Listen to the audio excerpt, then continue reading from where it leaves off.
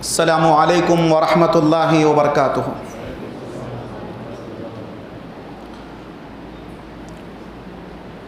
الحمد للہ نحمده ونستعینه ونستغفره ونؤمن به ونتوکل علیہ ونعوذ باللہ من شرور انفسنا ومن سیئات اعمالنا من يهده الله فلا مضل له ومن يضلله فلا هادي له أشهد أن لا إله إلا الله وحده لا شريك له وأشهد أن محمدا عبده ورسوله أما بعد فإن خير الحديث كتاب الله وخير الهدي هدي محمد صلى الله عليه وسلم وشر الأمور محدثاتها وكل محدثة بدعة وكل بدعة ضلالة وكل ضلالة في النار۔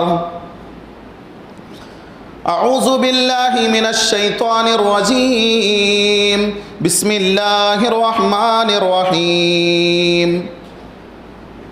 یا ایہا الذین آمنوا کتب علیکم الصیام کما کتب علی الذین من قبلکم لعلکم تتقون۔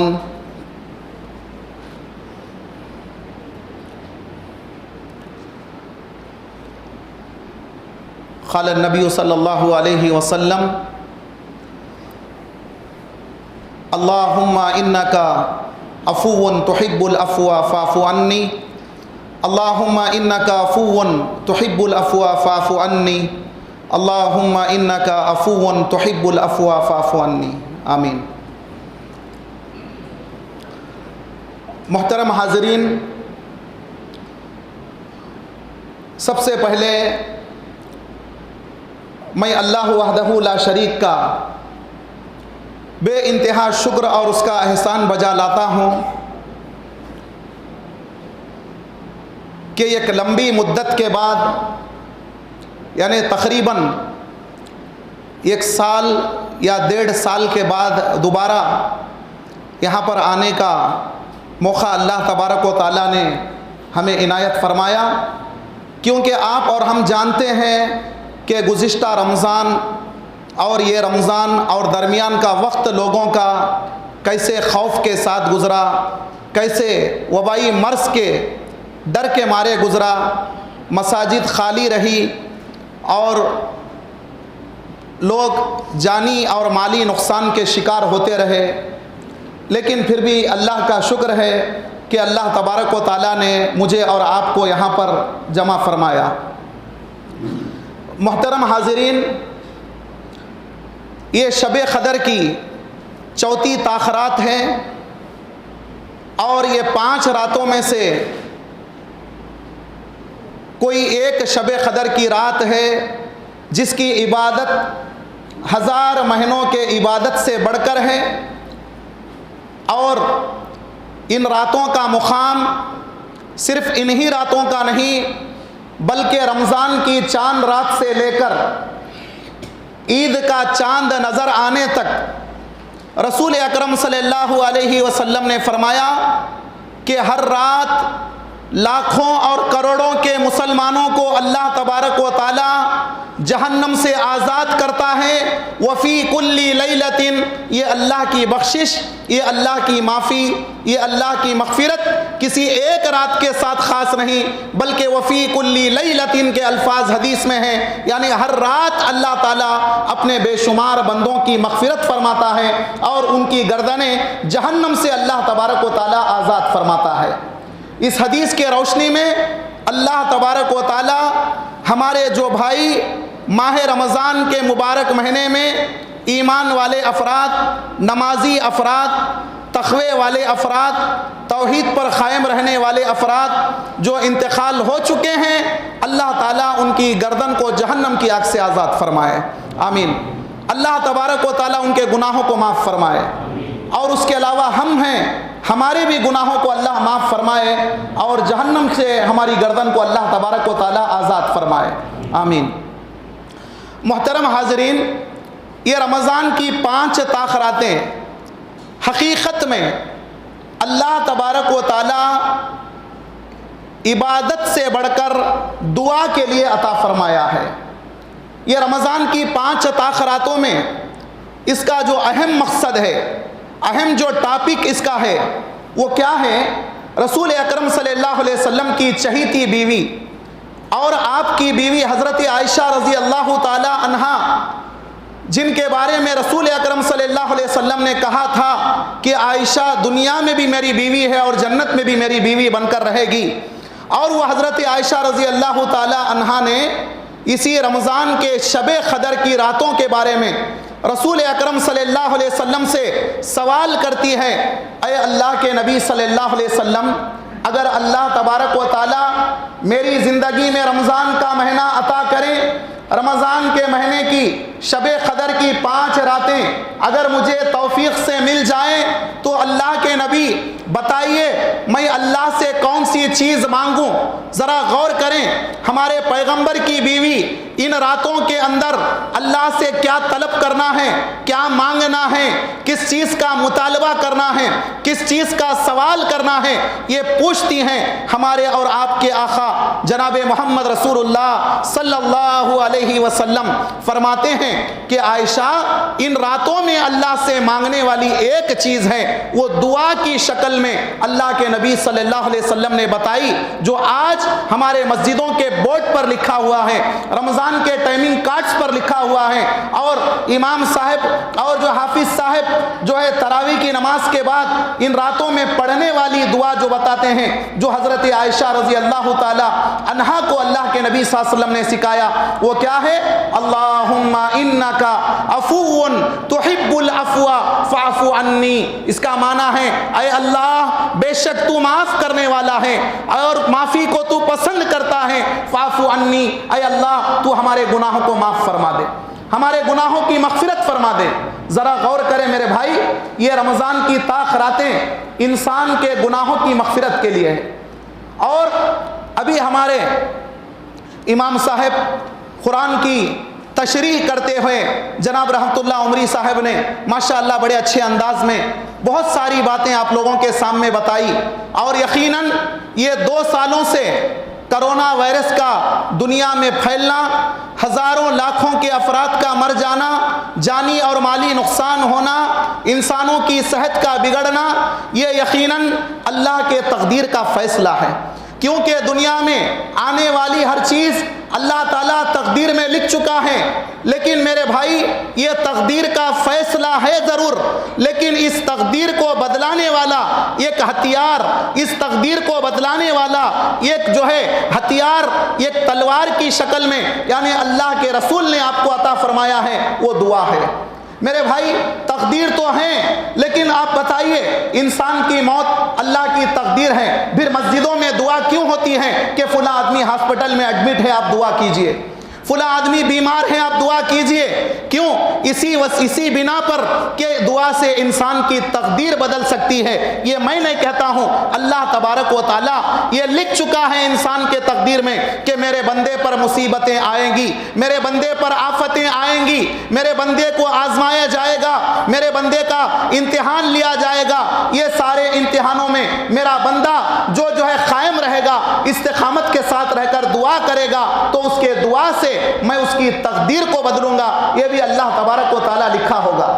وتر کی نماز ماشاءاللہ پورا 1 مہینہ آپ پڑھے ہیں۔ کون سی نماز؟ وتر کی نماز پورا 1 مہینہ امام حافظ صاحب کے پیچھے الحمدللہ آپ پڑھے ہیں۔ ہمارے بھائی جو اس مجلس کے اندر پڑھے لکھے افراد ہیں، وتر کی نماز کی دعا کو جو جانتے ہیں اور وتر کی نماز کے دعا کے معنی اور مفہوم کو جو سمجھتے ہیں، ان سے میں گزارش کرنا چاہتا ہوں، اگر یاد ہیں تو یاد کر لو، اگر یاد نہیں ہیں تو وتر کی نماز کی جو دعا ہے 1 مرتبہ کھول کر دیکھ لو، اس کا معنی تیلگو میں دیکھ لو، انگلش میں دیکھ لو، اردو میں دیکھ لو، اور جس زبان کو آپ جانتے ہیں اس زبان میں دیکھ لو۔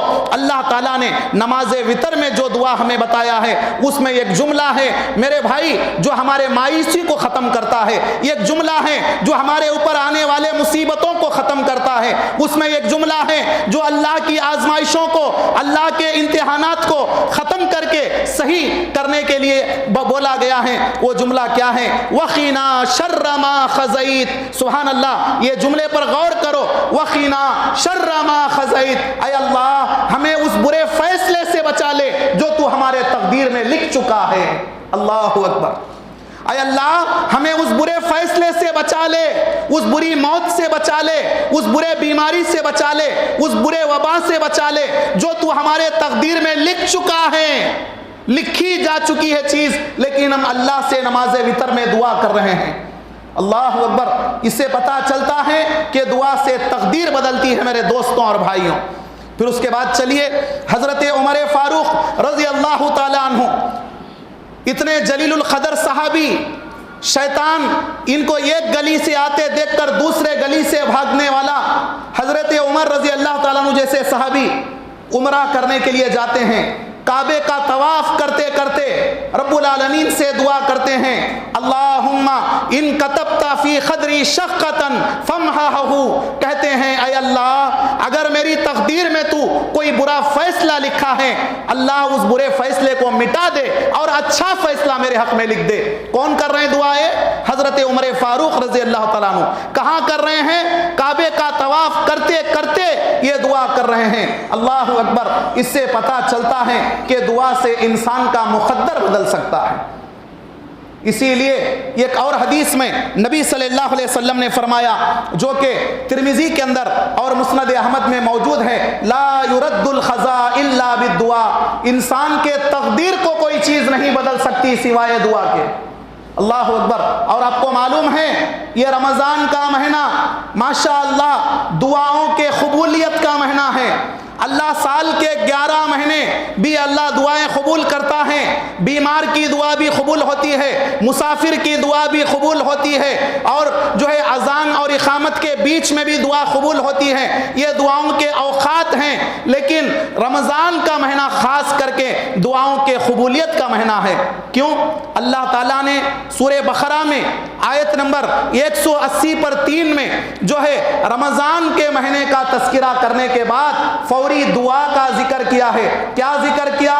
وَإِذَا سَأَلَكَ عِبَادِي أَنِّي فَإِنِّي قَرِيبٌ أُجِيبُ دَعْوَةَ الدَّاعِ إِذَا دَعَانِي فَلْيَسْتَجِيبُوا لِي وَلْيُؤْمِنُوا بِي لَعَلَّهُمْ يَرْشُدُونَ. اللہ تبارک و تعالیٰ فرماتا ہے، اے میرے نبی محمد رسول اللہ صلی اللہ علیہ وسلم، اگر میرے بندے آپ سے سوال کریں کہ اللہ کہاں ہیں تو آپ کہہ دیجئے فَإِنِّي قَرِيبٌ، میں اپنے بندوں کے قریب ہوں. قرآن میں اس کا جواب دوسرے جگہ پر دیا گیا، نَحْنُ أَقْرَبُ إِلَيْهِ مِنْ حَبْلِ الْوَرِيدِ، میں بندے کی شہرک سے زیادہ قریب ہوں. یعنی انسان کی جو گلے کی رگ ہیں، جو رگوں کی سردار ہیں، جس رگ کے کاٹنے کی وجہ سے انسان کی موت واقع ہو جاتی ہے، اللہ تعالیٰ سورہ قاف میں فرماتا ہے کہ میں بندے کے گلے کے رگ سے بھی زیادہ قریب ہوں. یعنی بندے کے دل سے جب دعا نکلتی ہے ابھی اس کے ہونٹوں پر نہیں آتی، ابھی اس کے زبان پر نہیں آتی، اس کے حلق تک پہنچتی ہے. اللہ تبارک و تعالیٰ اس کی دعا کو سن لیتا ہے، اس کے پکار کو سن لیتا ہے. اسی آیت میں اللہ نے آگے کہا فَإِنِّي قَرِيبٌ أُجِيبُ دَعْوَةَ الدَّاعِ إِذَا دَعَانِي، میں پکارنے والے کی پکار کو سنتا ہوں جب وہ مجھ سے دعا کرتا ہے. لیکن آج ہماری دعائیں قبول کیوں نہیں ہو رہی ہیں؟ اس کے کچھ وجوہات ہیں میرے دوستوں اور بھائیوں. ہمارے دعاؤں میں خلوص نہیں ہے. اللہ تعالیٰ نے اسی آیت میں سورہ بقرہ کی اس آیت میں اللہ نے کچھ کنڈیشن لگایا ہے، کچھ قانون لگایا ہے کہ اللہ کس بندے کی دعا قبول کرے گا. اللہ تبارک و تعالیٰ نے کہا فَلْيَسْتَجِيبُوا لِي وَلْيُؤْمِنُوا بِي، میں ان بندوں کی دعاؤں کو قبول کروں گا. چاہیے کہ وہ بندے مجھ ہی سے پکارے، مجھ ہی سے دعا کریں. اللہ یہاں پر کنڈیشن لگا رہے ہیں کہ بندے کا پورا خیال صرف اللہ کی طرف ہونا چاہیے. صحت دینے والا اللہ ہے، بیماری دینے والا اللہ ہے، موت دینے والا اللہ ہے، اور جو ہے زندگی دینے والا اللہ ہے، اولاد دینے والا اللہ ہے، بے اولاد کرنے والا اللہ ہے. ہر چیز کے بارے میں بندے کا ایمان صرف اور صرف اللہ پر ہونا چاہیے.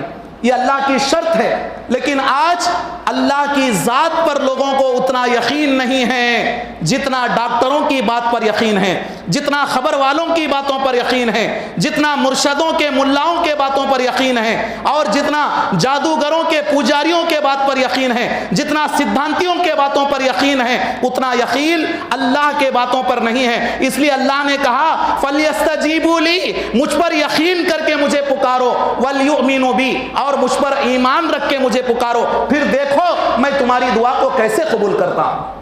اللہ اکبر۔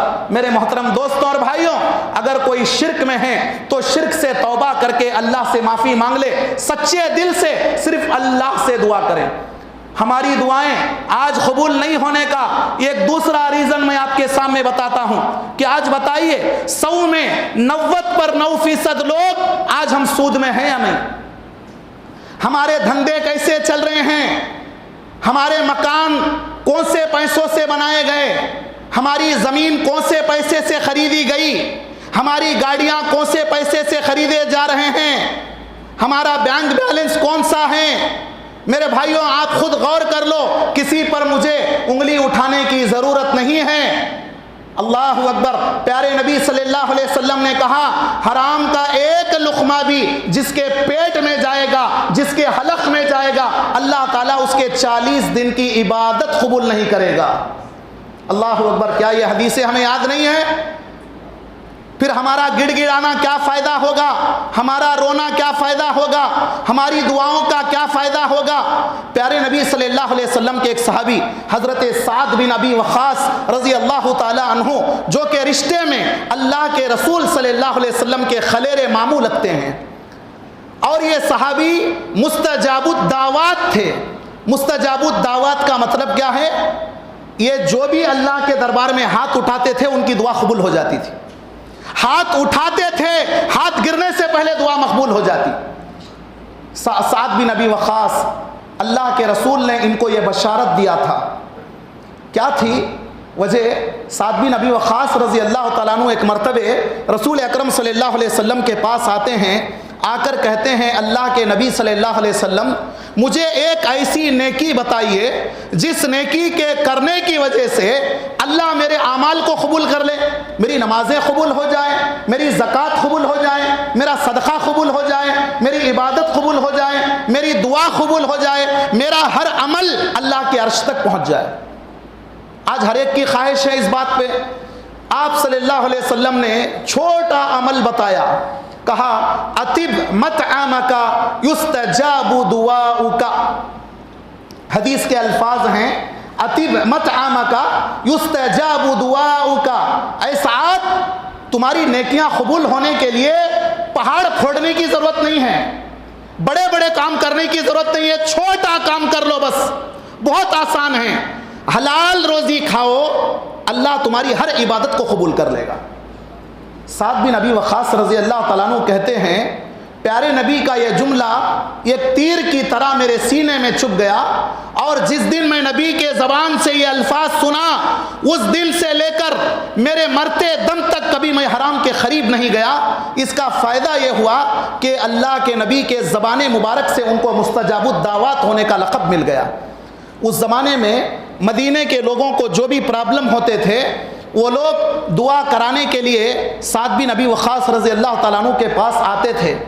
ہماری مجلسوں میں بھی آج کچھ ایسے نیک بندے ہونا چاہیے جن سے ہم تاکہ دعا کرا سکے کہ اللہ تبارک و تعالیٰ اس نیک بندے کی دعا کے ذریعے تو بھی اس وبائی مرض سے، اس کرونا وائرس سے ہماری حفاظت فرمائے، آمین۔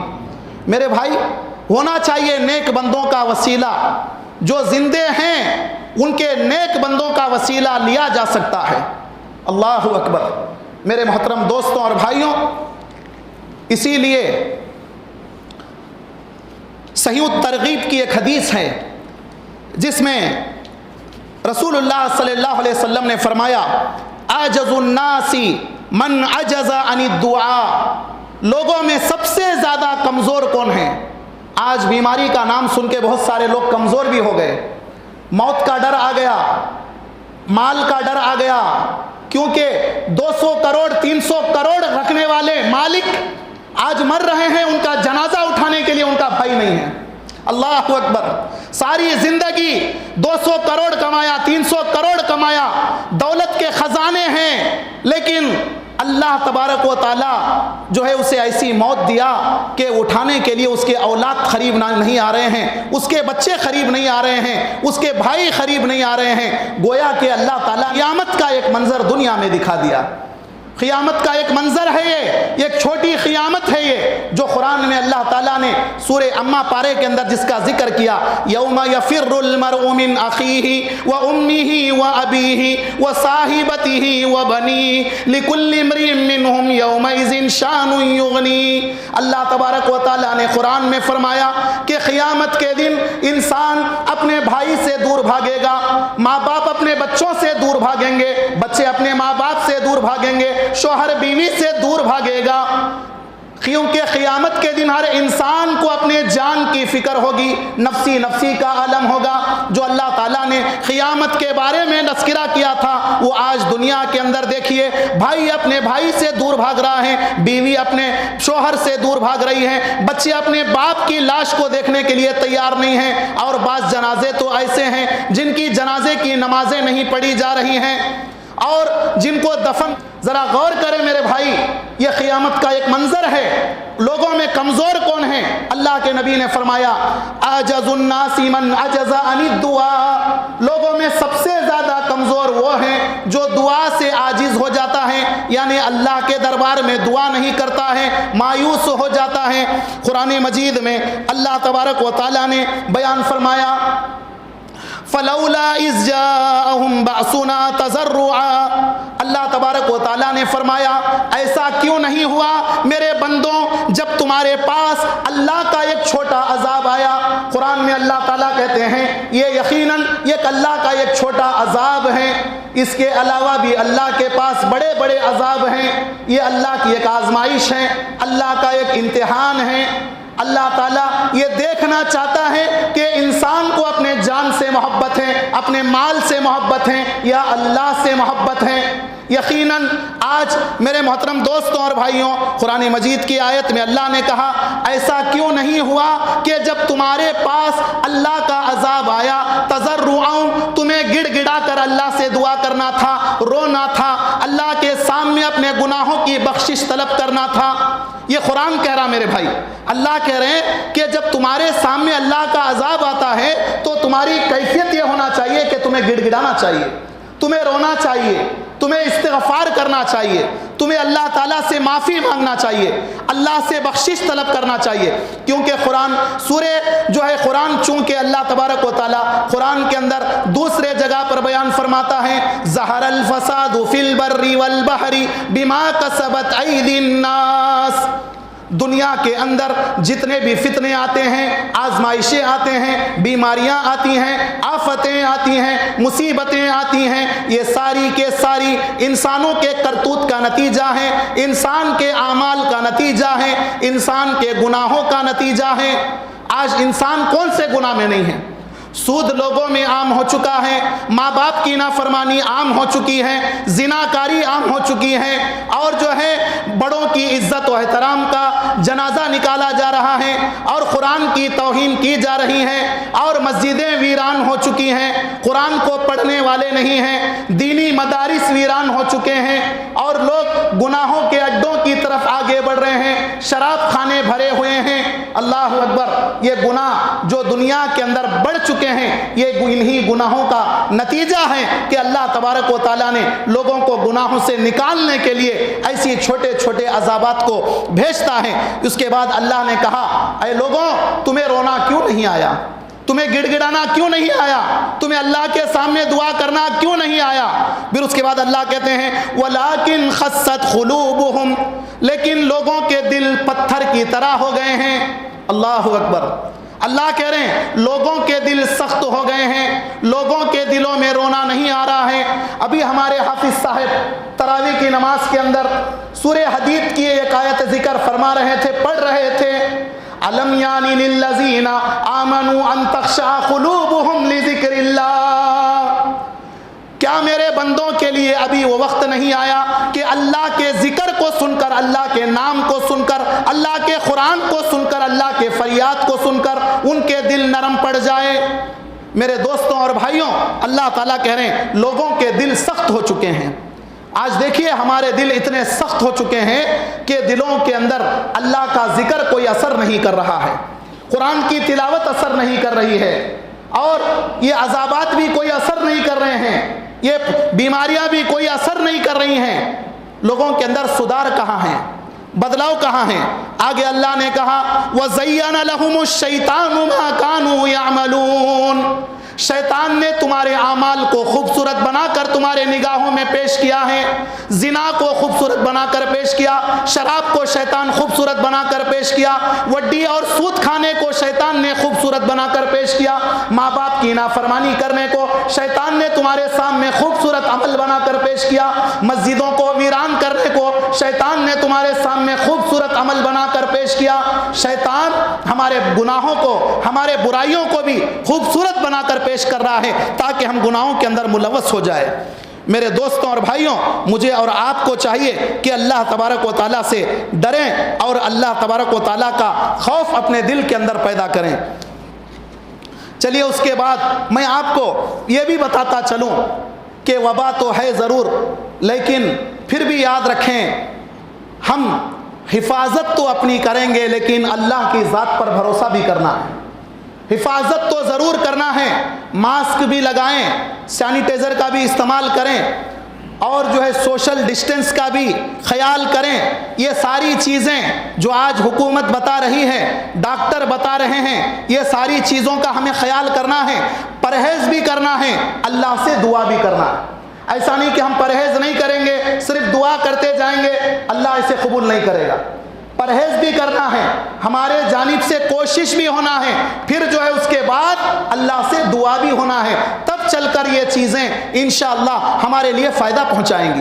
آپ صلی اللہ علیہ وسلم کے پاس ایک صحابی آئے، اونٹ پر بیٹھ کر آئے اور اپنے اونٹ کو دروازے کے باہر چھوڑ کر آپ صلی اللہ علیہ وسلم کی خدمت میں حاضر ہو گئے۔ آپ صلی اللہ علیہ وسلم نے کہا کہ آپ نے اونٹ کو رسی سے باندھا ہے؟ وہ صحابی کہنے لگے نہیں اللہ کے نبی، مجھے اللہ کی ذات پہ بھروسہ ہے، میں اونٹ کو کھلا چھوڑ کے آیا ہوں، ڈونٹ وری، کوئی بات نہیں، میرا اونٹ وہیں پر رہے گا، مجھے اللہ پہ بھروسہ ہے، کانفیڈنس ہے۔ تو اللہ کے نبی نے کہا یہ توکل نہیں ہے، یہ اللہ پہ بھروسہ نہیں ہے، آپ پہلے جاؤ اونٹ کو رسی سے باندھو، اس کی حفاظت کرو، پھر اللہ کی ذات پہ بھروسہ کرو۔ اس واقعے سے ہمیں کیا پتہ چلتا ہے؟ ہمیں پہلے اپنی حفاظت بھی کرنا ہے، اپنا خیال بھی کرنا ہے، پھر اللہ کی ذات پہ بھروسہ بھی کرنا ہے، دونوں چیزیں ہونا چاہیے میرے محترم دوستوں اور بھائیوں۔ چلیے میں آپ کے سامنے کچھ اور باتیں پیارے نبی صلی اللہ علیہ وسلم کے احادیث کے روشنی میں بتاتا چلوں۔ ایک حدیث ہے مسند احمد کی، جسے شیخ البانی رحمۃ اللہ علیہ نے صحیح الجامع کے اندر نقل فرمایا ہے، بڑی پیاری حدیث ہے میرے بھائیوں اور دوستوں۔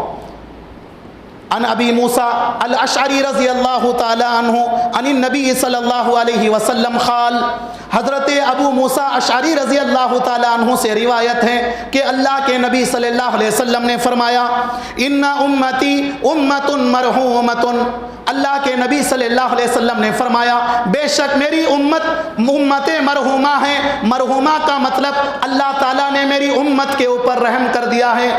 اللہ اکبر، ذرا غور کریں، امت محمدیہ کو امت مرحومہ کہا گیا ہے، اللہ نے رحم کر دیا ہے۔ لیس علیہا عذاب فی الآخرہ، میری امت پر آخرت میں کوئی بڑا عذاب نہیں ہوگا۔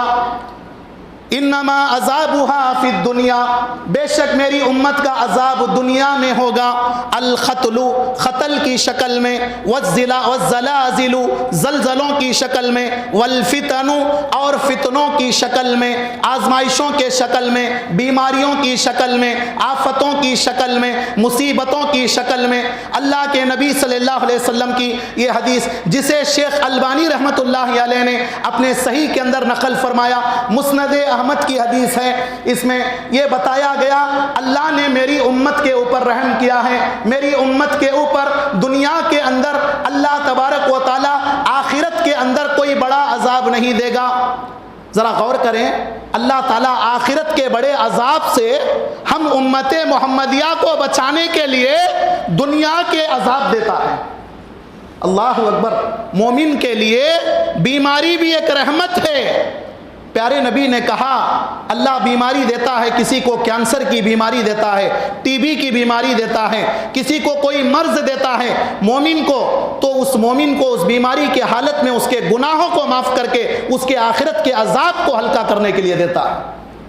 یہاں تک کہ مومن کو ایک کانٹا بھی چبھتا ہے اس کے گناہ جھڑ جاتے ہیں۔ اللہ اکبر۔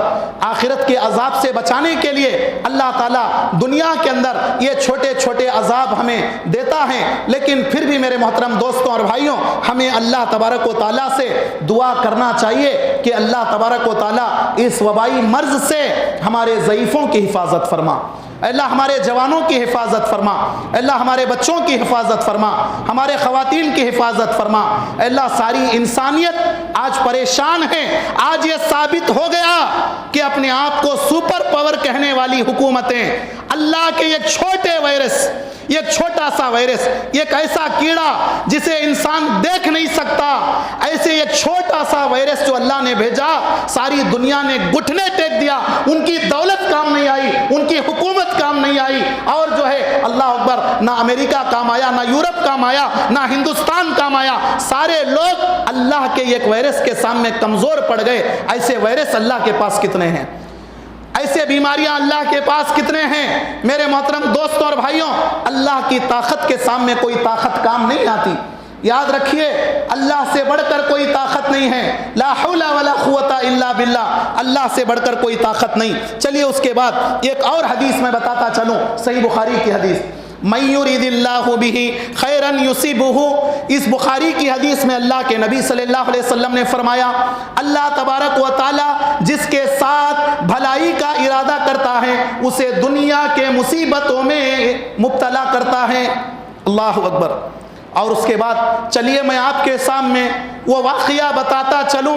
آج یقیناً دنیا کی لذتوں کو انسان بھول رہا ہے۔ یہ کرونا وائرس کے آنے کے بعد انسان کو اپنے جائیداد کی محبت ختم ہو رہی ہے، اپنے تجارت کی محبت ختم ہو رہی ہے، اپنے جان و مال کی محبت ختم ہو رہی ہے۔ یہ اس لیے آیا کہ اللہ کی محبت لوگوں کے دل میں بٹھائے۔ ایسا ہی ایک واقعہ جو صحیح بخاری کے اندر موجود ہے، جو میں آپ کے سامنے بتانے جا رہا ہوں۔ دوپہر کا وقت تھا، رسول اکرم صلی اللہ علیہ وسلم سے ملاقات کرنے کے لیے حضرت عمر فاروق رضی اللہ تعالیٰ عنہ گھر میں تشریف لاتے ہیں۔ اللہ کے نبی کا گھر کا دروازہ کھٹکھٹاتے ہیں، اندر سے آواز آتی ہے، اللہ کے نبی کہتے ہیں عمر اندر آ جاؤ۔ حضرت عمر اندر داخل ہونے کے بعد دیکھتے ہیں کہ رسول اکرم صلی اللہ علیہ وسلم کھجور کے ایک حصیر پر لیٹے ہوئے ہیں، کھجور کے پتوں سے بنائی گئی ایک حصیر۔ رسول اکرم صلی اللہ علیہ وسلم کائنات کے پیغمبر، نبیوں کے سردار، اللہ کے بعد دنیا میں جن کا رتبہ اور درجہ ہے، کھجور کے پتوں سے بنائی گئی حصیر پر سو رہے ہیں۔ حضرت عمر کے آتے ہی اللہ کے نبی اٹھ کر بیٹھ گئے۔ حضرت عمر رضی اللہ تعالیٰ عنہ نے اللہ کے نبی کو دیکھا کہ اللہ کے نبی کے پیٹھ پر اور آپ کے پیٹ پر، آپ کے جسم پر کھجور کے وہ پتوں کے حصیر کے نشانات پڑے ہوئے ہیں۔ حضرت عمر رونے لگے اور زار و خطار رونے لگے۔ اللہ کے نبی نے پوچھا عمر کیوں روتے ہو؟ حضرت عمر کہنے لگے اے اللہ کے نبی، قیصر اور کسرا، روم اور ایران کے بادشاہ جو کہ کافر ہیں لیکن مخمل کے بچھونوں پر سو رہے ہیں، مخمل کے گدوں پر سو رہے ہیں، دنیا کے عیش و آرام کے سامان ان کے پیروں کے تلے ہیں۔ اللہ کے نبی، آپ نبیوں کے سردار ہو کر بھی جو ہے کھجور کے پتوں کے حصیر پر سو رہے ہیں، آپ اجازت دے دیں۔ آپ کے صحابہ میں عثمان غنی جیسے مالدار بھی ہیں، آپ کے صحابہ کے اندر حضرت جابر جیسے مالدار بھی ہیں، آپ کے صحابہ میں حضرت عبد الرحمن بن عوف رضی اللہ تعالیٰ عنہ جیسے مالدار صحابہ بھی ہیں۔ آپ اجازت دے دیں تو آپ کے لیے ہم بہترین بچھانے کا انتظام کر دیں، گدے کا انتظام کر دیں۔ رسول اکرم صلی اللہ علیہ وسلم نے حضرت عمر سے کہا اما ترضى ان تكون لهم الدنيا ولنا الاخرہ۔ اے عمر، کیا تم اس بات سے راضی نہیں ہو کہ دنیا کی یہ عیش عیش و عشرتیں، دنیا کا یہ آرام، دنیا کی یہ لذتیں ان کفار اور مشرکین کو ملیں، اور آخرت کا آرام، جنت کا آرام، جنت کی امن کی زندگی ہم مومنوں کو اللہ تعالیٰ عطا کرے۔ اللہ اکبر۔ میرے دوستوں اور بھائیوں، رسول اکرم صلی اللہ علیہ وسلم نے اپنے صحابہ کا ذہن کیسے بنایا تھا؟ صحابہ کا ذہن کیسے بنایا تھا؟ دیکھیے کہ آخرت کی تڑپ ان کے دل میں اس قدر تھی کہ وہ صحابہ موت سے ڈرنا تو دور کی بات، آج ہم موت سے ڈرتے ہیں، وہ صحابہ موت کے لیے تمنا کرتے تھے۔ حضرت عمر رضی اللہ تعالیٰ عنہ دعا کرتے ہیں، اللہم ارزقنی شہادتا واجعل موتی فی بلد رسولک۔ حضرت عمر کہتے ہیں، اے اللہ مجھے شہادت کی موت دے، اور موت دے تو تیرے نبی کے شہر مدینے میں موت دے۔ حضرت عمر نے دو خواہشیں ظاہر کی اللہ سے، پہلی خواہش شہادت کی موت، دوسرا کہاں موت ہونا؟ نبی کے شہر مدینے میں موت، کیونکہ مدینے میں مرنے والے کے لیے پیارے نبی صلی اللہ علیہ وسلم نے کہا کہ میں اس کی خاص سفارش کروں گا قیامت کے دن، اور ساری دنیا سے ایمان ختم ہو جائے گا لیکن مدینے سے ایمان ختم نہیں ہوگا۔ یہ بشارت ہے مدینے کے لیے خاص۔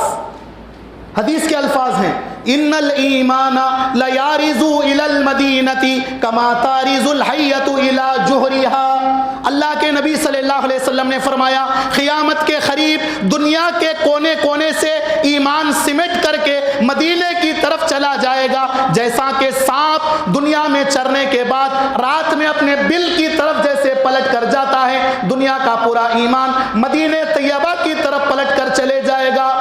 اللہ اکبر۔ آج دنیا کے اندر ایمان کا خاتمہ ہو رہا ہے۔ دیکھیے ایمان والوں میں بے ایمانی آ گئی، ایمان والوں میں کفر آ گیا، ایمان والوں میں نفاق آ گیا، ایمان والے درگاہوں پہ جا رہے ہیں، ایمان والے روٹیاں چھوڑنے جا رہے ہیں، ایمان والے خبروں پہ چادریں چڑھا رہے ہیں۔ کہاں ہے ایمان؟ ایمان والوں کا بھروسہ تعویذ گنڈے پر ہے، ایمان والوں کا بھروسہ سدھانتیوں پر ہے، ایمان والے سود میں مبتلا ہیں، ایمان والے شراب میں مبتلا ہیں، ایمان والے ناجائز کاموں میں مبتلا ہیں۔ تو اسی کی کہا گیا کہ ایمان ساری دنیا سے ختم ہو کر قیامت کے قریب مدینہ چلے جائے گا، جیسا کہ سانپ اپنے بل میں چلا جاتا ہے۔ یہ حدیث ہے میرے دوستوں اور بھائیوں، صحیح حدیث ہے، مسند احمد کی حدیث جو آپ صلی اللہ علیہ وسلم نے فرمایا۔ اس کے بعد چلیے میں آپ کے سامنے یہ بھی بتاتا چلوں، صحیح مسلم کی حدیث، انا عند ظنی عبدی بی وانا معه اذا دعانی، یہ حدیث قدسی ہے جس میں اللہ کے نبی صلی اللہ علیہ وسلم نے فرمایا کہ اللہ تبارک و تعالیٰ فرماتا ہے کہ میں اپنے بندے کے ساتھ ہوتا ہوں اس کے گمان کی طرح، یعنی بندہ میرے ساتھ جیسے گمان کرتا ہے میں اس کے ساتھ ویسے ہی رہتا ہوں۔ اگر ہم یہ گمان کرتے ہیں کہ اللہ ہمارے ساتھ ہیں، اللہ ہماری دعا سن رہا ہے، اللہ میری مصیبت دور کرے گا، یقیناً ہم جیسے گمان کے ساتھ، جیسے ارادے کے ساتھ اللہ سے دعا کرتے ہیں، اسی ارادے کے ساتھ اللہ ہماری دعا کو قبول فرماتا ہے۔ میرے دوستوں اور بھائیوں، چلیے اس کے بعد آج کے حالات کے لیے، آج جو پریشان ہیں، غموں میں ہیں، آفتوں میں ہیں، مصیبتوں میں ہیں، خاص کر کے ساری دنیا کرونا وائرس کے وبا سے حیران اور پریشان ہیں۔ اللہ اکبر۔ ابھی ہمارے ایک بچہ نظم پڑھ رہے تھے کہ بے شمار لاشیں جا رہی ہیں۔ اللہ اکبر۔ میرے محترم دوستوں اور بھائیوں، لاشیں تو بہت جا رہی ہیں، موتیں تو ہو رہی ہیں۔ موت و حیات کا مالک اللہ تعالیٰ ہے، جن کا مقدر اللہ لکھ چکا ہے اس کی موت آ کر رہے گی، اس کے آنے میں کوئی رکا نہیں سکتا۔ تو دیکھیے میں آپ کے سامنے ابو داؤد کی ایک حدیث بتانا چاہتا ہوں جس میں اللہ تعالیٰ نے سارے غموں کا علاج بتایا ہے۔ من لزم الاستغفار جعل اللہ لہ من کل ضیق مخرجا، جو انسان استغفار کو لازم پکڑ لے گا، اللہ تبارک و تعالیٰ ہر مصیبت سے نکلنے کا راستہ اس کے لیے کھول دے گا۔ اللہ اکبر۔ استغفار پڑھنے والے کے لیے ہر مصیبت سے نکلنے کا راستہ اللہ کھول دے گا۔ یہ سب کیا ہے؟ ہمارے گناہوں کی وجہ سے ہے۔ اس لیے میرے محترم دوستوں اور بھائیوں، ہم استغفار کو لازم پکڑیں۔ ایک حدیث میں آتا ہے اللہ کے نبی صلی اللہ علیہ وسلم روزانہ 100 مرتبہ توبہ اور استغفار کیا کرتے تھے. ایک اور حدیث میں آتا ہے 70 مرتن 70 مرتبہ اللہ کے نبی استغفار کرتے تھے. اللہ اکبر. توبہ اور استغفار کی کیا فضیلت ہے. توبہ اور استغفار کرنے والے بندے سے اللہ اتنا خوش ہوتا ہے, اللہ اکبر, جتنا کسی اور عمل سے اللہ خوش نہیں ہوتا. اس کے بعد بتایا گیا وَمِن كُلِّ هَمٍّ فَرَجًا, ہر مصیبت سے اللہ نکلنے کا راستہ نکال دے گا.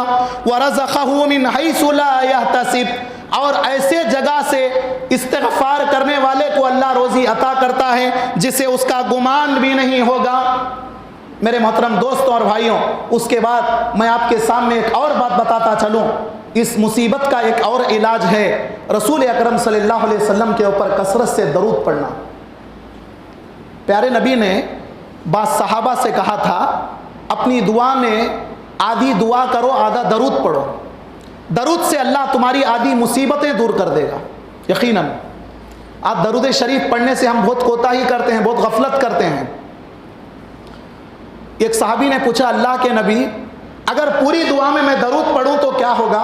آپ نے کہا کہ اور بھی اچھا ہے, درود کی برکت سے اللہ تمہاری ہر مصیبت کو دور کر دے گا. میں حدیث بتاتا چلوں آپ کے سامنے, صحیح مسلم حدیث نمبر 408. من صلی علیہ واحدۃ صلی اللہ علیہ عشرہ, ایک مرتبہ جو اللہ کے نبی صلی اللہ علیہ وسلم کے اوپر درود پڑھے گا اللہ تبارک و تعالیٰ اس کے اوپر 10 مرتبہ اپنی رحمت کو نازل کرے گا. اللہ اکبر. کتنی مرتبہ؟ 10 مرتبہ اللہ کی رحمت اترے گی. اور اللہ کی رحمت جہاں پر آ جائے وہاں کیا کوئی مصیبت ہو سکتی, کوئی بیماری ہو سکتی, کوئی آفت ہو سکتی؟ اللہ اکبر. اللہ کی رحمت اترتی ہے 10 مرتبہ اور اس بندے کے 10 گناہ معاف کر دیے جاتے ہیں اور اس بندے کے نام اعمال کے اکاؤنٹ میں 10 نیکیاں لکھی جاتی ہیں. کیا ثواب ہے, کیا اجر ہے. اور اس کے بعد خاص کر کے آزمائش کے وقت میں پڑھنے کی ایک دعا میں آپ کے سامنے بتانا چاہتا ہوں. ماشاءاللہ ہمارے وضو خانے کے پاس جو بلیک بورڈ ہے وہاں پر ایک دعا لکھی ہوئی ہے, بڑی پیاری دعا ہے. رسول اکرم صلی اللہ علیہ وسلم نے اس دعا کے بارے میں کہا بیماری بڑی سی بڑی آ جائیں, اگر اللہ تمہاری تقدیر میں موت نہیں لکھا ہے تو وہ دعا ہر بیماری سے تم کو اٹھا کر بٹھا دے گی انشاءاللہ.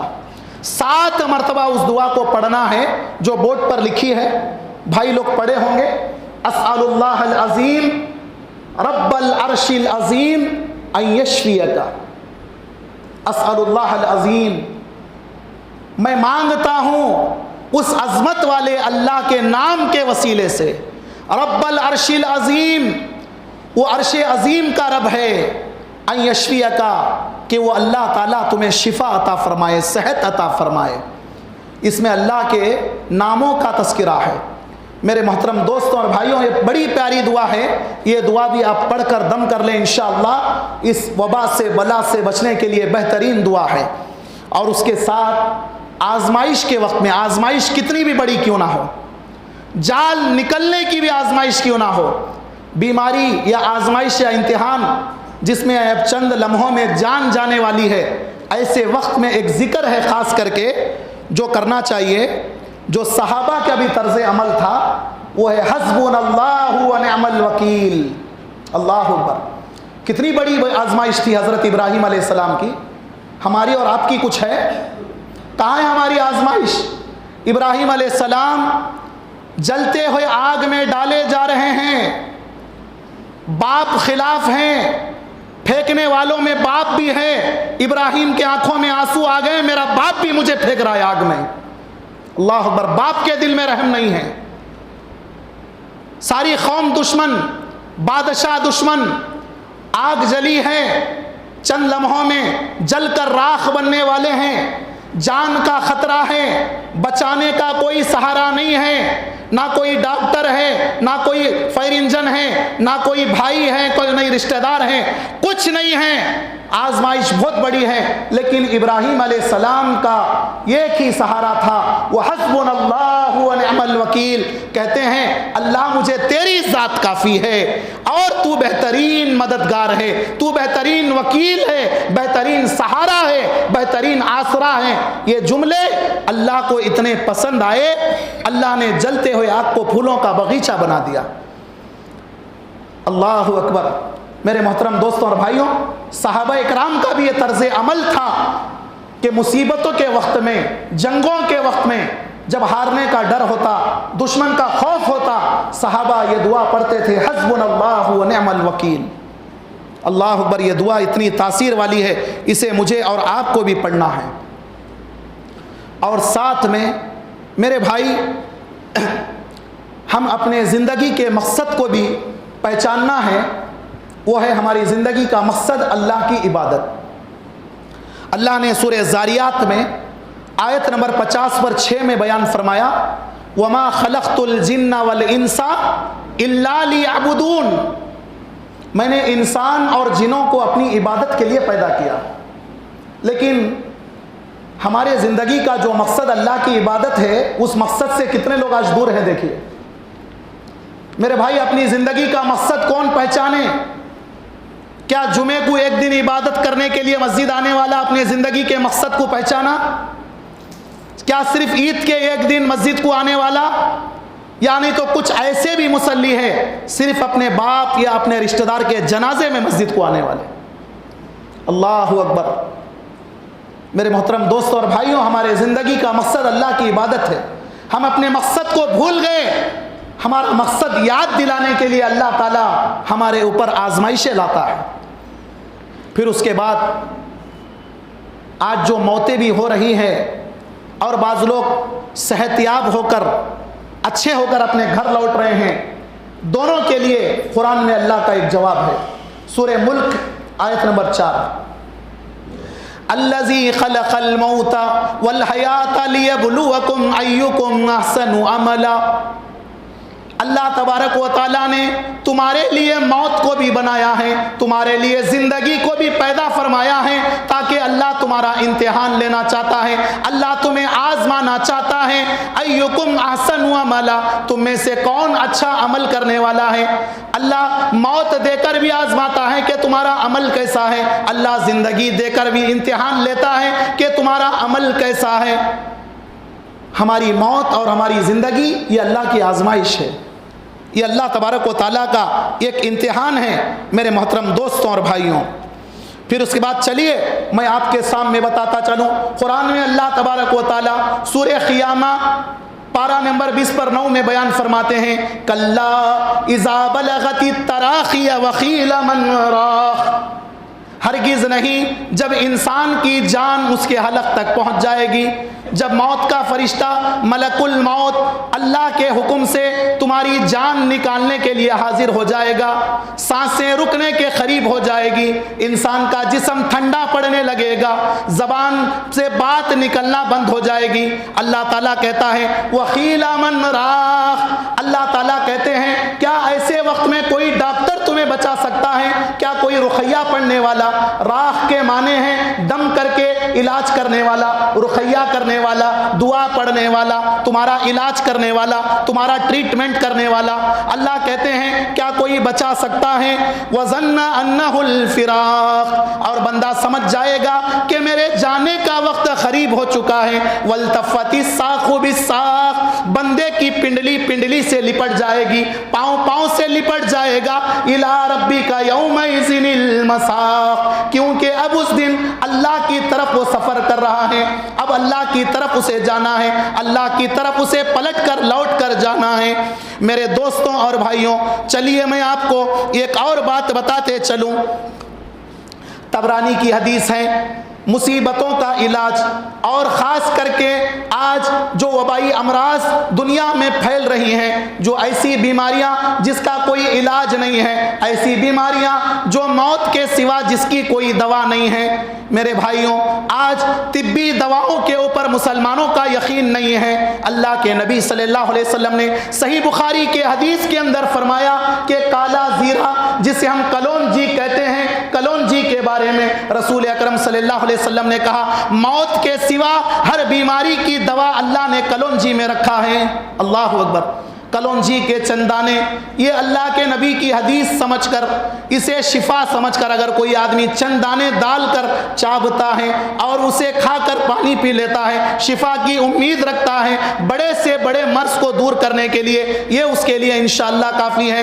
اور اس کے بعد چلیے میں آپ کے سامنے بتاتا چلوں شہد کے بارے میں۔ اللہ کے رسول نے کہا شہد میں کئی بیماریوں کے لیے شفا ہے، یہ بھی نبی کی حدیث سمجھ کر استعمال کریں، انشاءاللہ اس سے بھی آپ کو صحت اور شفا ملے گی۔ اور چلیے میں آپ کو بتاتا چلوں اللہ کے نبی صلی اللہ علیہ وسلم نے بخاری کی حدیث میں بیان فرمایا جو روزانہ 7 اجوا کھجوریں کھاتا ہے، عربی کھجور کو استعمال کرتا ہے، عرب کے مدینے کے مکے کے کھجور کو استعمال کرتا ہے، اجوا کو استعمال کرتا ہے، اس کے اوپر جادو کا اثر نہیں ہوتا ہے، زہر کا اثر نہیں ہوتا ہے، اور اس کے اوپر کسی بلا یا جو ہے جن اور شیطان کا اثر نہیں ہوتا ہے۔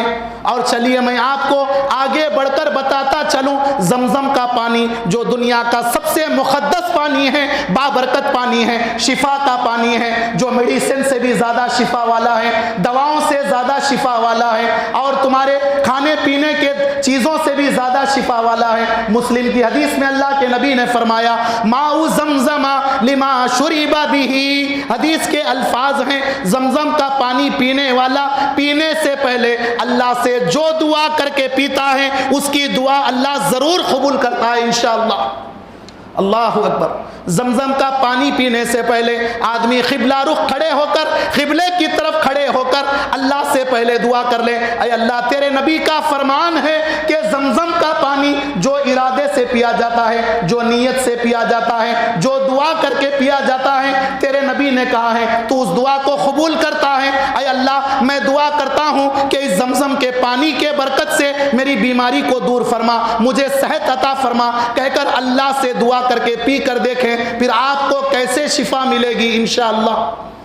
میرے محترم دوستوں اور بھائیوں، یہ رہیں کچھ طبی علاج جو رسول اکرم صلی اللہ علیہ وسلم کے ذریعے سے ثابت ہے، جو میں آپ کے سامنے بتایا ہوں۔ چلیے میں آپ کے سامنے طبرانی کی ایک اور حدیث بیان کرنے جا رہا ہوں جس کے راوی حضرت عبداللہ بن مسعود رضی اللہ تعالیٰ عنہ ہیں۔ عن ابن مسعود رضی اللہ تعالیٰ عنہ عن النبی صلی اللہ علیہ وسلم قال، حضرت ابن مسعود رضی اللہ تعالیٰ عنہ کہتے ہیں اللہ کے نبی صلی اللہ علیہ وسلم نے فرمایا حسنوا اموالکم بالزکات، اپنے مالوں کی حفاظت کرو، اپنے مالوں کو پاک کرو، بھی اپنے مالوں کو صاف کرو، بالزکات، زکات ادا کر کے، ودعوا مرضاکم بالصدقہ، اور اپنی بیماریوں کا علاج کرو اللہ کے راستے میں صدقہ کر کے، وعدوا للبلاء الدعاء، اور اپنے بلاؤں کو دور کرنے کا علاج کرو دعا کی تیاری کے ذریعے۔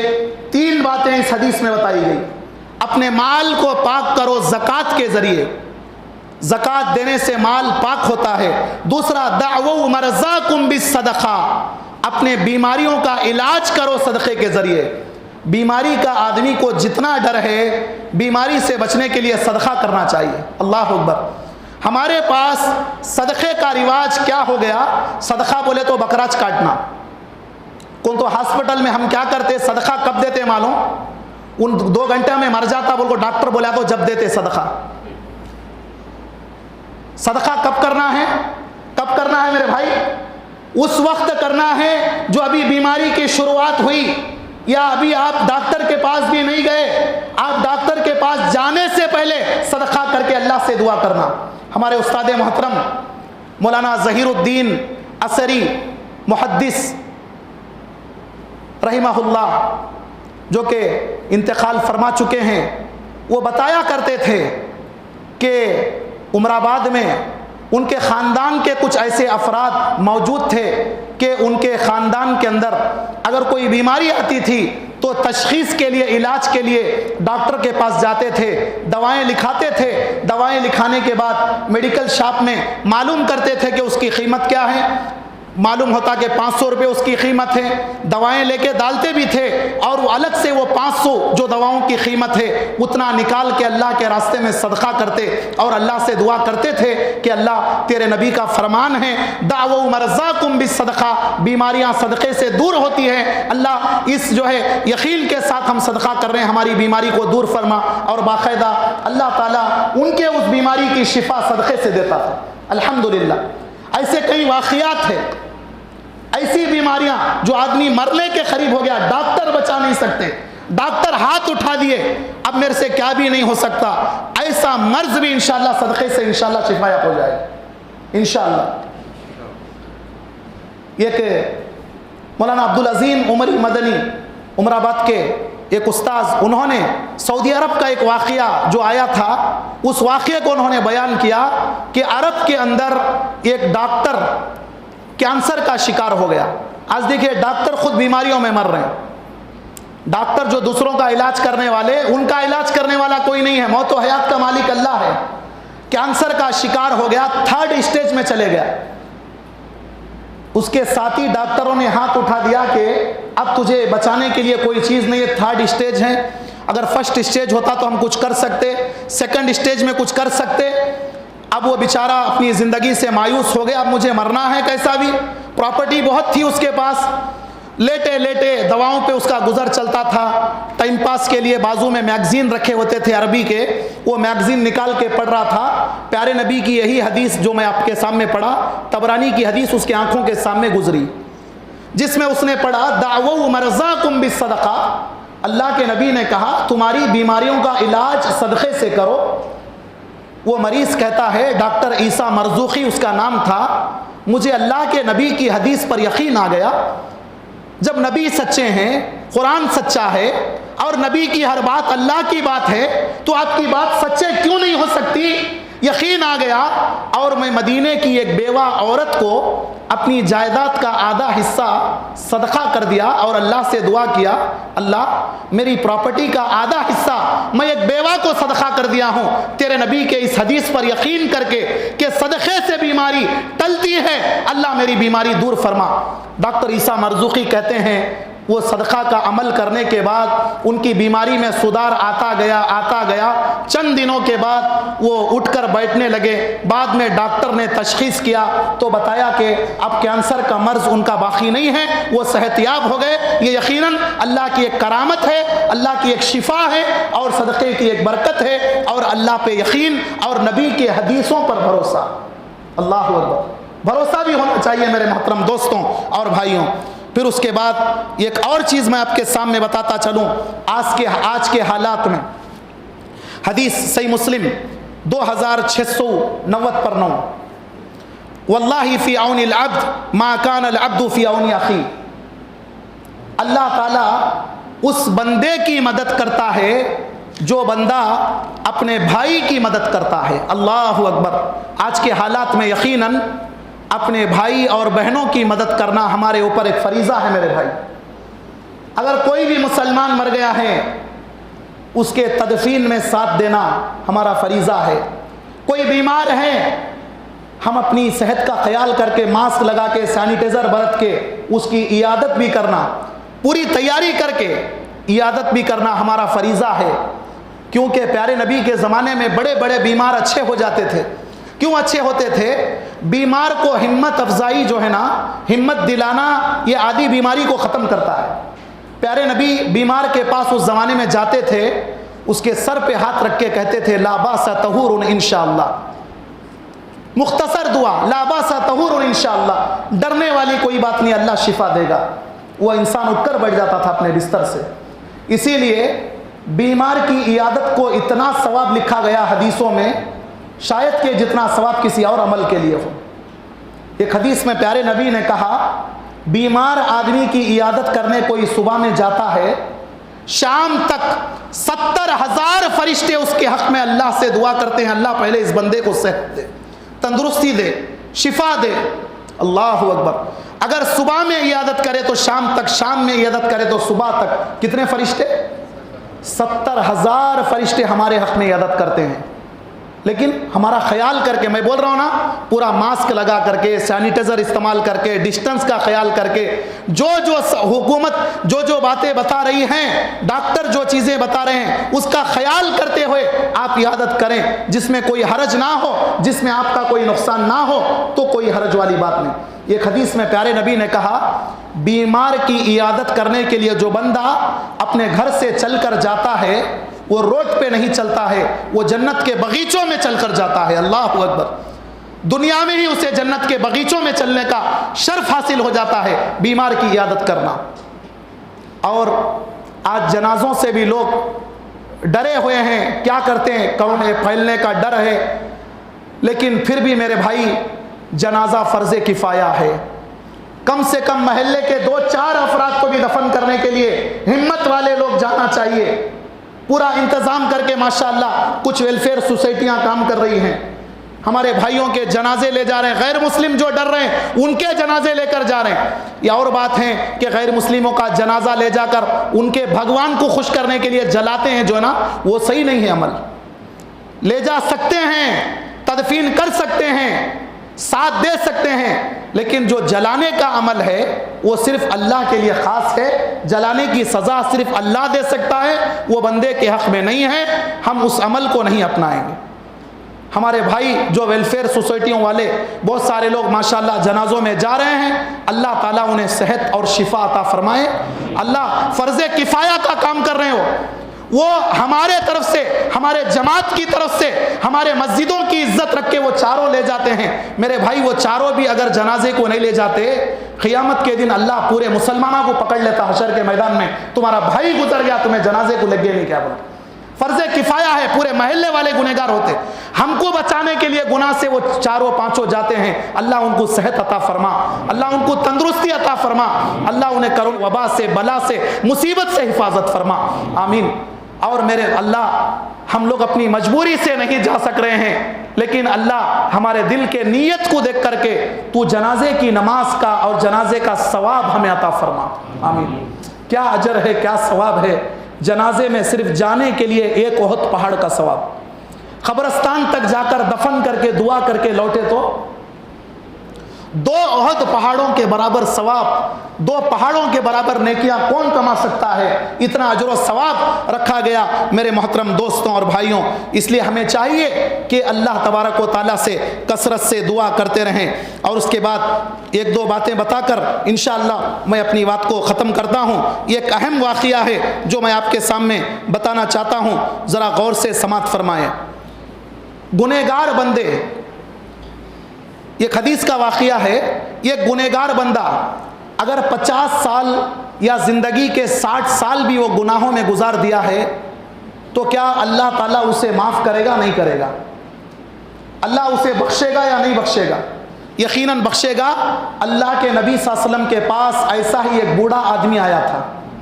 ایک بوڑھا آدمی، صحابہ کہتے ہیں، راوی حدیث کہتے ہیں، اتنا بوڑھا تھا، اس کے جو ہے پلکیں لٹکی ہوئی تھی، اس کے پلکاں نیچے لٹکتے ہیں چمڑے کی طرح، بڑھاپے کی عمر میں آ گیا۔ اور آنے کے بعد رسول اللہ صلی اللہ علیہ وسلم سے کہنے لگا، اللہ کے نبی، میں ہر گناہ کیا ہوں، ہر گناہ مجھ سے ہو گیا، اگر میرے گناہ زمین کے سارے انسانوں پر ڈال دیے جائیں، سارے انسان برباد ہو جائیں گے، ختم ہو جائیں گے اور وہ گناہوں میں ملوث ہو جائیں گے، کیا اللہ کے پاس میری بخشش ہے؟ کیا اللہ مجھے معاف کرے گا؟ پیارے نبی فرماتے ہیں، حل اسلمت، اللہ کے بندے بتا کیا تو نے اسلام قبول کیا ہے؟ وہ آدمی کہتا ہے، وہ بوڑھا کہتا ہے، اشہد ان لا الہ الا اللہ واشہد ان محمد رسول اللہ، اللہ کے نبی میں شہادتین کی گواہی دیتا ہوں کہ اللہ کے سوا کوئی معبود نہیں اور محمد اللہ کے رسول ہیں۔ تو اللہ کے نبی نے اس بوڑھے آدمی سے کہا، اگر تو ایمان کی گواہی دیتا ہے تو جا، اب سے تیری بقیہ زندگی گناہوں سے دور رہ کر گزار، اب تک تو جو 50 سال 40 سال جو گناہ کیا ہے، تیرے یہ گناہوں کو اللہ تعالیٰ نیکیوں میں بدل دے گا انشاءاللہ۔ سچے دل سے توبہ کر لے، صرف گناہ معاف نہیں کرے گا، تیرے گناہوں کو اللہ نیکیوں میں بدل دے گا۔ اور شرط یہ ہے کہ تو اپنی زندگی کو بدلنے کے ارادے سے یہاں سے نکل۔ وہ بوڑھا اللہ کے نبی کے پاس سے نکلا کیا پڑھتے ہوئے؟ اللہ اکبر پڑھتا ہوا نکلا۔ اللہ سب سے بڑا ہے، اللہ سب سے بڑا ہے۔ راوی حدیث کہتے ہیں کہ وہ بوڑھا لکڑی ٹیکتے ہوئے آیا تھا، وہی لکڑی ٹیکتے ہوئے اللہ اکبر کہتا ہوا وہاں سے نکل گیا۔ ذرا غور کرے میرے محترم دوستوں اور بھائیوں، یقیناً اللہ تعالیٰ معاف کرنے والا ہے، معافی کرنے والا ہے۔ لہٰذا یہ چند باتیں رہیں جو میں آپ کے سامنے بیان کیا ہوں۔ تو اس کے بعد اللہ تبارک و تعالیٰ سے دعا ہے کہ اللہ تبارک و تعالیٰ خاص کر کے ہم تمام لوگوں کو شب قدر کا اجر و ثواب عطا فرما، آمین۔ اللہم انک عفو تحب العفو فاعف عنی، آمین۔ اللہم انک عفو تحب العفو فاعف عنی، آمین۔ اللہم انک عفو تحب العفو فاعف عنی، آمین۔ اے اللہ بے شک تو معاف کرنے والا ہے، اے اللہ تو معافی کو پسند کرتا ہے، ہمارے گناہوں کو معاف فرما۔ اے اللہ تو رحمان ہے، ہماری حالتوں پر رحم فرما۔ اے اللہ تو غفور ہے، ہمارے گناہوں کو معاف فرما۔ اے اللہ تو حافظ ہے، اے اللہ ہمارے جان کی حفاظت فرما، ہمارے مال کی حفاظت فرما۔ اے اللہ ہمیں امن اور امان کی زندگی عطا فرما۔ اے اللہ تو قیوم ہے، اے اللہ ہمیں ایمان پر قائم رہنے کی توفیق عطا فرما۔ اے اللہ ہم تیرے گنہگار بندے ہیں، خطا کار بندے ہیں، اللہ ہمارے گناہوں کو معاف فرما۔ اے اللہ تیری آزمائش سے ہماری حفاظت فرما لے، اے اللہ آزمائش میں ہمیں ثابت قدمی عطا فرما۔ اے اللہ یہ کرونا وائرس کے وبا سے یہ 2 سال میں ہمارے جتنے بھائی انتقال ہو گئے ہیں، ایمان والے افراد، اے اللہ انہیں شہادت کی موت کا درجہ نصیب فرما۔ اے اللہ ان کے قبروں کو نور سے بھر دے، اے اللہ کروٹ کروٹ ان لوگوں کو جنت نصیب فرما۔ اے اللہ یہ مصیبت کے باوجود بھی ہمارے بھائی جو شب قدر کی راتوں میں جاگے ہیں، مولا کریم ہمیں شب قدر کا ثواب عطا فرما۔ اے اللہ 1000 مہینوں کے عبادت سے بڑھ کر جو رات ہے وہ رات ہمارے زندگی میں نصیب فرما۔ اے اللہ ہمارے دعاؤں کے برکت سے ہمارے تقدیر کے فیصلے کو بدل دے۔ اے اللہ ہمارے تقدیر میں اگر بری موت لکھی ہے تو اے اللہ ایمان کی حالت میں موت ہمارے تقدیر میں تو لکھ دے اللہ۔ اے اللہ کرونا وائرس سے امت کی حفاظت فرما۔ اے اللہ رمضان کے مہینے میں روزے کی حالت میں شب قدر کے دنوں میں اے اللہ ہم دعا کر رہے ہیں، اللہ کرونا وائرس سے اللہ امت کی حفاظت فرما۔ اے اللہ خاص کر کے دشمن یہ کرونا وائرس کا سہارا لے کر ہمارے مسلمانوں کو ختم کرنے کی کوششیں چل رہی ہے۔ اے اللہ کئی مسلمان دواخانوں میں مارے جا رہے ہیں، اے اللہ یہ کرونا وائرس کا سہارا لے کر کے مولا کریم مسلمان قوم کی حفاظت فرما۔ اے اللہ ایمان والوں کی حفاظت فرما۔ اے اللہ تبارک و تعالی امن و امان کی زندگی نصیب فرما۔ اے اللہ تعالی ہم سب کے گناہوں کو معاف فرما۔ اے اللہ شب قدر کا ثواب اور اجر ہمیں عطا فرما۔ اے اللہ ہم سب کو اے اللہ ہماری گردنیں جہنم کی آگ سے آزاد فرما۔ اے اللہ ماہ رمضان جا رہا ہے، اے اللہ رمضان کے جانے سے پہلے ہمارے گناہوں کی مغفرت فرما۔ اے اللہ جن کے ماں باپ زندہ ہیں ان کی خدمت کر کے وہ جنت کمانے کی توفیق عطا فرما۔ اے اللہ رمضان آیا ہے، جانے سے پہلے ہمارے گناہوں کی مغفرت کرانے کی توفیق عطا فرما۔ اے اللہ بد نصیب ہونے سے ہماری حفاظت فرما۔ اے اللہ خوش نصیبوں میں ہمارا شاملہ فرما۔ اے اللہ ہم سب کے گناہوں کو معاف فرما۔ اے اللہ ہم پر کرم فرما۔ اے اللہ ہم پر رحم فرما۔ اے اللہ ہماری مغفرت فرما۔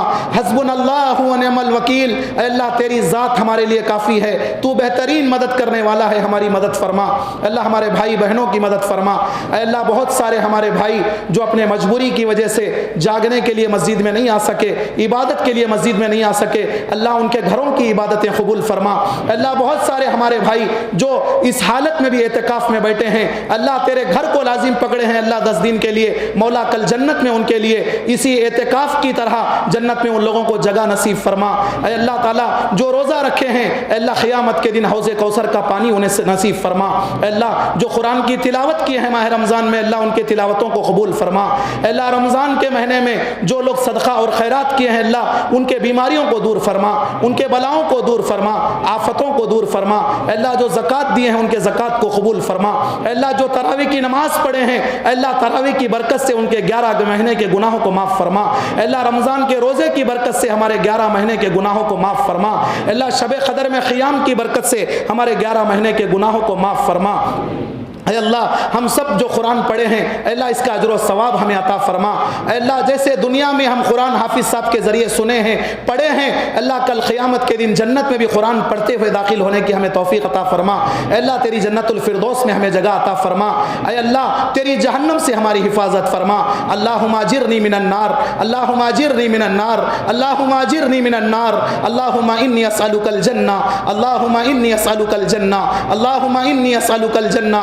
ربنا آتنا فی الدنیا حسنہ وفی الآخرۃ حسنۃ وقنا عذاب النار رب ارحمہما کما ربیانی صغیرا ربنا ظلمنا انفسنا وان لم تغفر لنا وترحمنا لنکونن من الخاسرین آمین لا الہ الا انت سبحانک انی کنت من الظالمین آمین ربنا تقبل منا انک انت السمیع العلیم وتب علینا انک انت التواب الرحیم وصلی اللہ علی النبی آمین برحمتک یا ارحم الراحمین السلام علیکم ورحمۃ اللہ وبرکاتہ.